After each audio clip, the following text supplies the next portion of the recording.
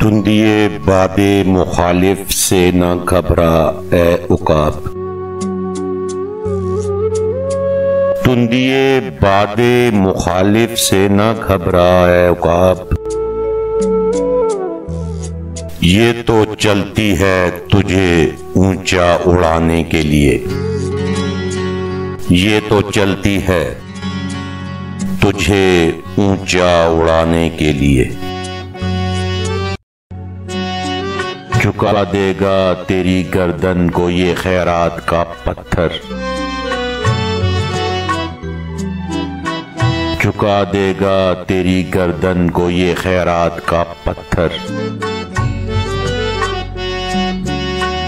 जहां में मांगने वालों के ऊंचे सर नहीं रहते।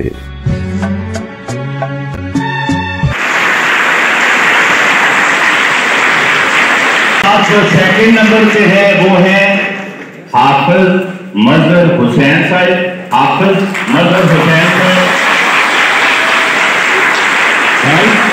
तीसरे नंबर पे जो शख्सियत हमारे पास आज की मेहमान खास है वो है चौधरी मोहम्मद इलियास साहब।